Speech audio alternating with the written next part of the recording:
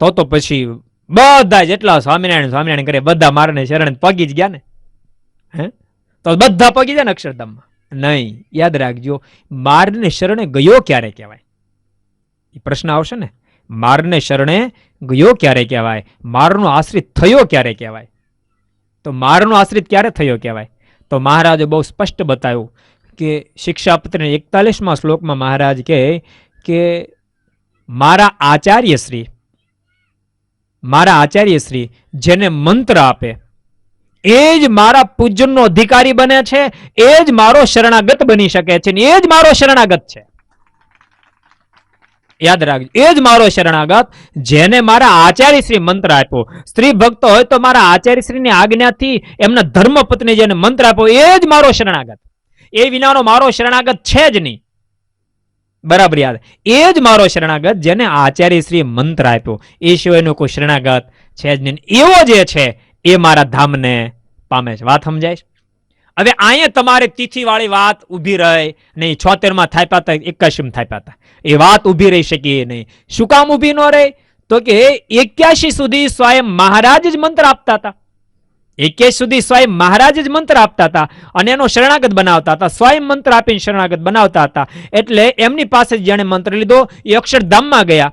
પછી મહારાજ મનમાં વિચાર કર્યો, હવે મારા અક્ષરધામમાં જવું છે તો મારો શરણાગત બને એવું વ્યવધાન મારે ઊભું કરવું છે. કોણ મારો શરણાગત? તો મહારાજે સંત 1881 કારતક સુધી એકાદશીને દિવસે આચાર્ય પદની સ્થાપના કરી. 82માં આચાર્ય પદની સ્થાપના કરી. અને આચાર્ય પદની સ્થાપના કરી અને મહારાજે એમ કહ્યું, આજ પછી મારે સ્થાને આ આચાર્યશ્રી છે, મારા સ્થાને આચાર્યશ્રી છે. અને હવે આની પાસે જે આવશે ને મંત્ર પ્રાપ્ત કરશે મારો શરણાગત ગણાશે. અને એની પાસે આવી અને જેને મંત્ર પ્રાપ્ત કર્યો મારો શરણાગત બન્યો. મારો જે શરણાગત બનશે બધાને હું મારા ધામમાં તેડી જઈશ. પછી વચનામૃત 76માં લખ્યું તોય ભલે અને સ્થાપના 82માં થઈ તોય ભલે. એટલે તમારી વાત મુદ્દો સાચો હતો, પણ તમારો મૂંઢપણાનો મુદ્દો હતો કે અમારા આચાર્ય મહારાજ જેને મંત્ર આપે એ જ અક્ષરધામનો અધિકારી. એ મૂંઢપણાનો મુદ્દો હતો. એની સામે તર્ક જ્યારે આવે ને ત્યારે તમે એનો ઉત્તર આપી શકો તેમ નહોતા. આજ આપણે એ વાતને જ્ઞાનની સાથે સમજ્યા. વાત તો એની જ છે પણ જ્ઞાનની સાથે સમજ્યા કે આચાર્ય મહારાજ જેને મંત્ર આપે એ જ અક્ષરધામનો અધિકારી બને એમ સ્વયં ભગવાન સ્વામિનારાયણ કહે છે. અને એમ જો તમે ન સમજો તો જેટલા એમ કે ધર્મનું પાલન કરે એ જ ધર્મકુળ, આવું જો અર્થ ઘટાડવામાં આવે ફક્ત, તો ધર્મનું પાલન તો ખાલી થોડા સ્વામિનારાયણ વાળા જ કરતા હોય. ધર્મનું પાલન તો ઘણા બધા કરતા હોય. મહારાજ કે ધર્મ તો વિમુખમાં હોય. શ્રીજી મહારાજ બોલ્યા ધર્મ તો વિમુખ જીવમાં પણ હોય. વડતાલના 3જા વચનામૃતમાં કીધું. મહારાજ કહે તો શું એને સત્સંગમાં મોઢેરો કરશું? શ્રીજી મહારાજના શબ્દો. ખાલી ધર્મના પાલનથી પરમાત્માની પ્રાપ્તિ નથી થતી. ધર્મનું પાલન કર્યું છે, વિમુખ પણ કોઈ પાલન કરે છે, એને અક્ષરધામનો કોન્ટેક્ટ જ થાય ભાઈ? ન થઈ શકે. ખાલી ધર્મ પાળે એ ધર્મકુળ આ શબ્દને જો આપણે પકડશું તો સ્વામિનારાયણ સંપ્રદાયનું જ અસ્તિત્વ નહીં રહે. એમ થશે કોઈ પણ હોય ધર્મનું પાલન કરવાનું બધા અક્ષરધામમાં જાય. એ વાત માન્ય છે? તો માન્ય નહીં થાય, ગ્રાહ્ય નહીં થાય.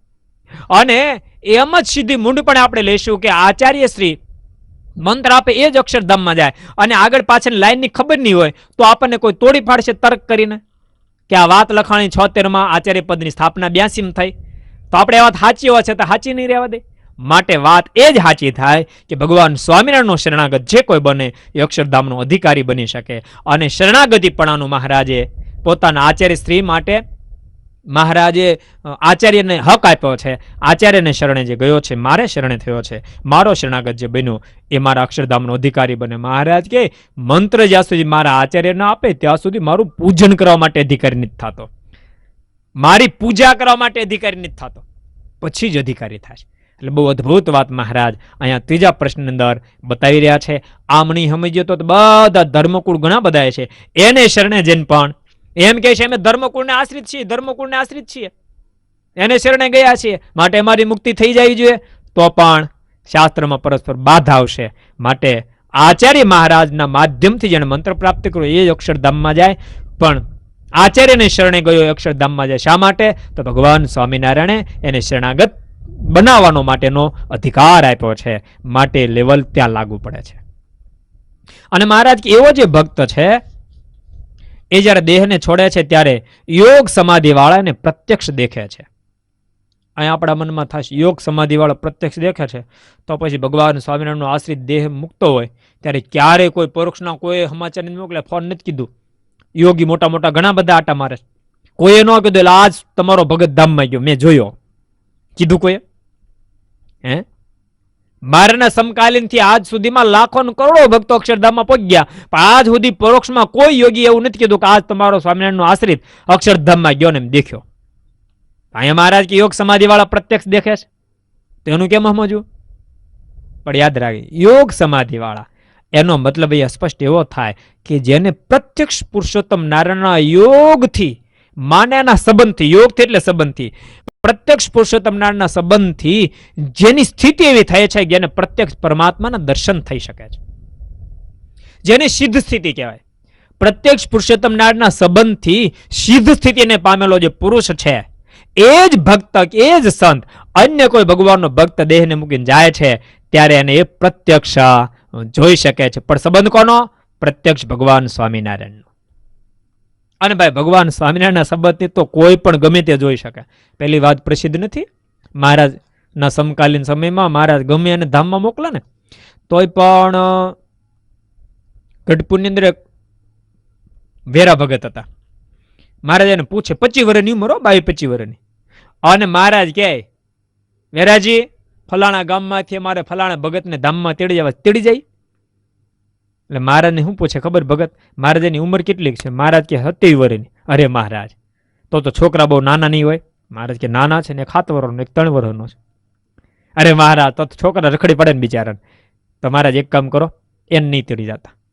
તો મહારાજ કે હાડું, તો પછી એને બળદને લેતા જાય, એમ કરીને મારે લઈ જાય. દિવસમાં 8-10 ફેરી પાછી વાત આવે. સત્સંગ કરતા કરતા વળી અટકે, પછી બોલે, વીરજી અહીંયા આવતો ફલાણા ભગતને ધામમાં તેડી જાઓ. તેડી જાઓ.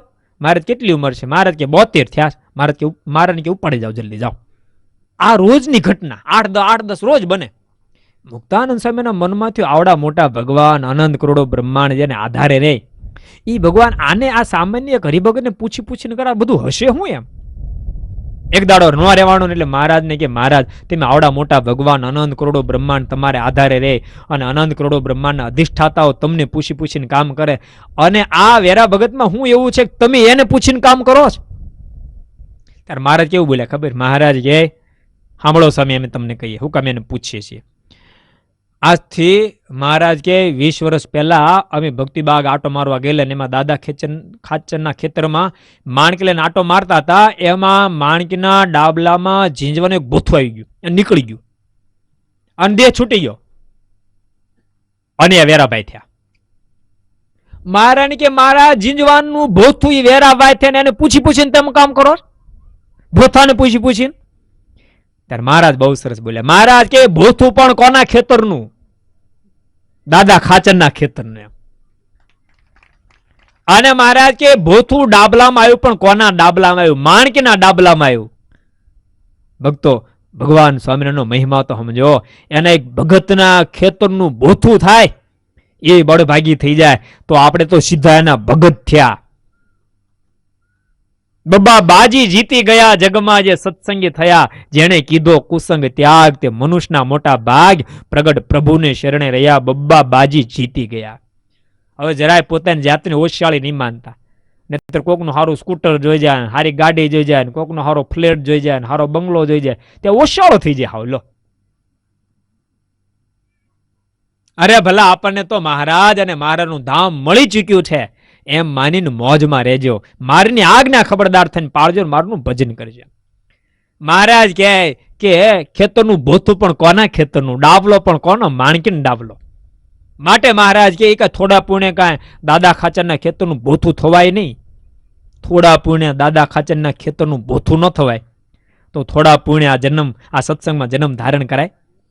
કેટલા મોટા પુણ્ય છે એ પુણ્યના પ્રતાપે આજ પ્રગટ મહારાજ મળ્યા. આપણે એ વાત જોતા હતા કે યોગ સમાધિ વાળા પ્રત્યક્ષ દેખે છે યોગ સમાધિ વાળા. યોગ સમાધિનો મતલબ એવો સ્પષ્ટ થાય કે ભગવાન સ્વામિનારાયણના યોગમાં આવેલો એ સાધુ હોય કે હરિભગત હોય, જેને ભગવાન સ્વામિનારાયણની અનન્ય નિષ્ઠા દ્રઢ થયેલી છે અને સાધન કરીને આત્માને પણ સિદ્ધ સ્થિતિ સુધી પહોંચાડ્યો છે, જેને સર્વત્ર જે દ્રષ્ટિ નાખે ત્યાં ભગવાન સ્વામિનારાયણના દિવ્ય